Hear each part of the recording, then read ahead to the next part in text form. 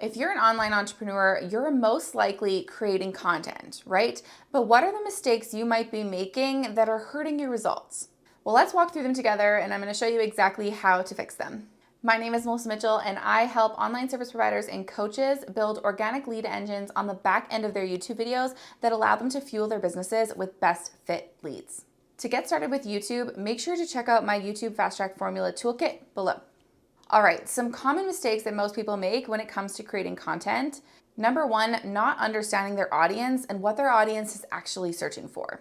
Lots of times we just create content for the sake of content and then wonder why we're not getting engagement and sales. To see success with our content creation, we actually need to do market research to understand what the fears, the pains, and the goals of our ideal client are. What are they struggling with currently, and how can you help them? How can you help them reach their goals? What's keeping them up at night? What enemies are they battling against?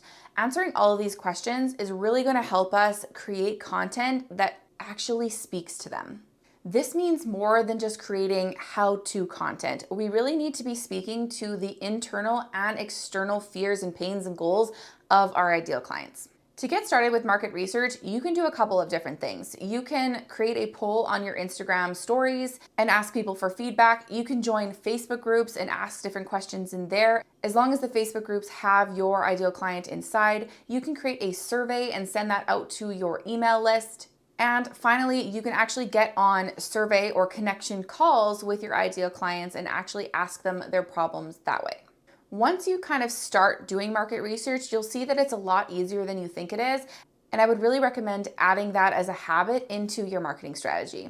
The second mistake that a lot of people make is not considering the goals and the objectives of their content. So I want you to think to yourself, what do I want someone to do once they've watched my piece of content or read or listened to my piece of content? What's the end goal that I have in mind? Do you want them to reply to your emails, sign up for your training, download your freebie, purchase something of yours? What is the ultimate goal of your content? Once you know what this is, you need to create this as a clear call to action in every single piece of content you create. This means having a solid social media and content strategy in place before you even start creating content. For example, if you're a service provider and you want to get your ideal clients on the phone with you to sell your services that way, you're going to need to create multiple pathways to make this happen. So some of your content could have a call to action to book a call with you directly. Maybe some of your content points them to a free download of some kind so that they come onto your email list and you can nurture them that way to a sales call.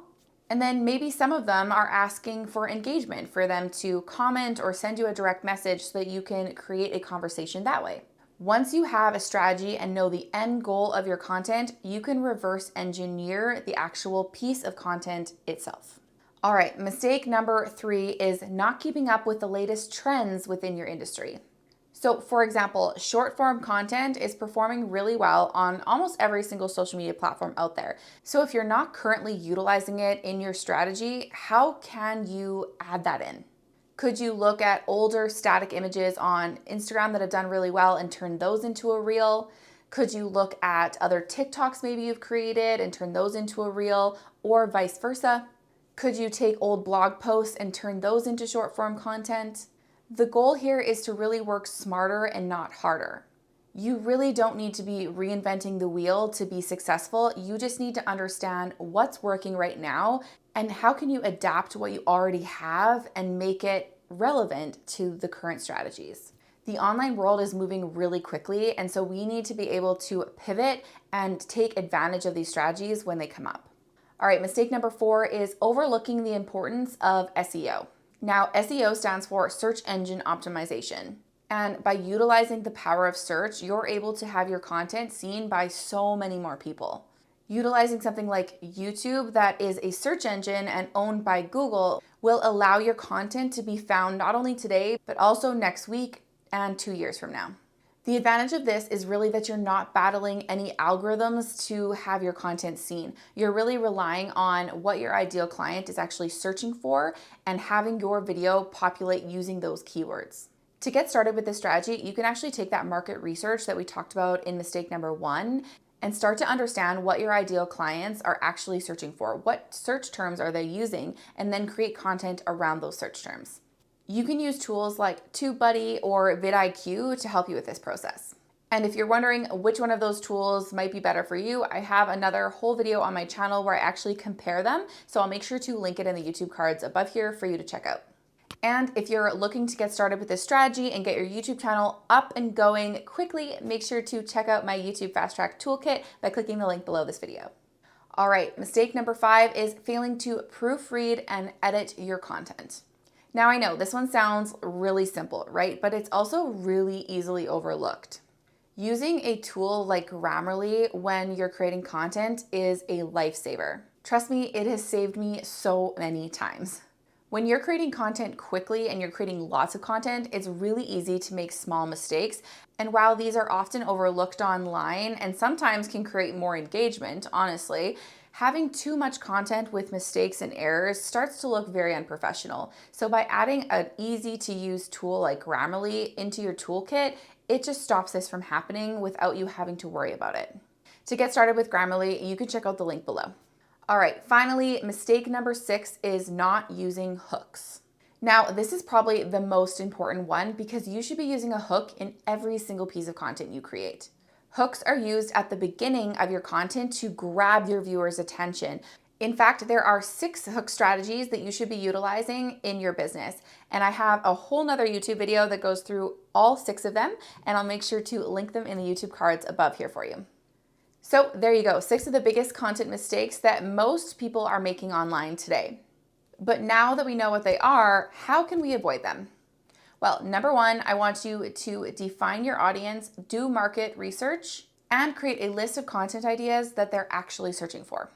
Number 2, I want you to set clear goals for your content. What offers are you trying to push, and what key objectives are you looking to accomplish with each social channel? Mapping this out ahead of time was going to help you stay organized.